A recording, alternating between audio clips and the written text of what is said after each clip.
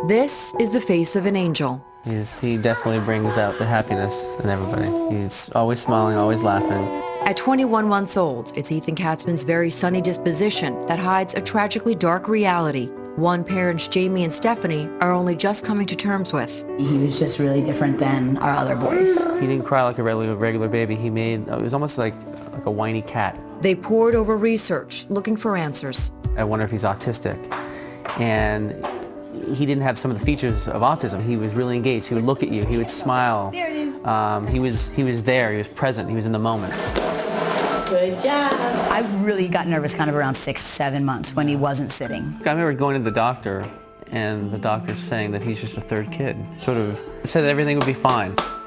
You doing? But Stephanie's instincts told her otherwise. They saw doctor after doctor. Every test came up negative. Then one day a friend mentioned Angelman syndrome. I called Jamie crying at work because everything I read online about Angelman was like they were describing Ethan. A rare genetic disorder, Angelman syndrome affects only 1 in every 20,000 children. Just the reality of it, that he might not ever walk, that he might not ever talk. Most shocking of all, many doctors have never heard of it. I've seen 9 doctors.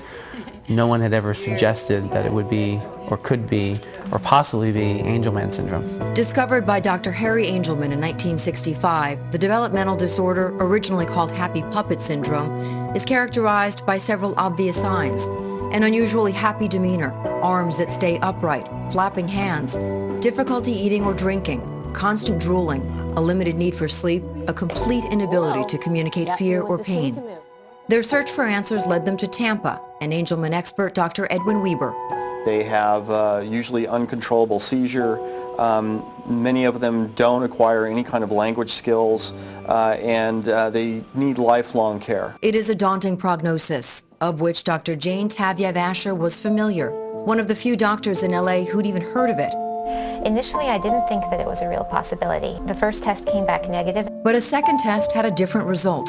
That was very hard. It was a hard phone call. Among the challenges, making sure Zach and Josh don't fade into the background. They know that, Ethan's not going to probably be like either one of them.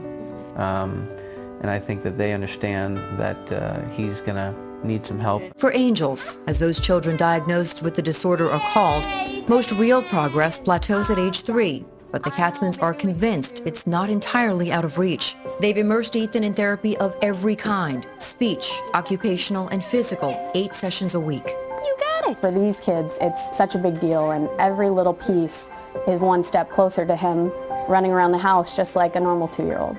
And early, proper diagnosis is key to effective treatment. The light at the end of the tunnel is that while Ethan may never walk with ease or utter more than a few words, Then wants fuzzy ball. he may at least learn to communicate, though it will all be an uphill battle. Will he be able to talk? Will he be able to have a job? Will he be able to live on his own?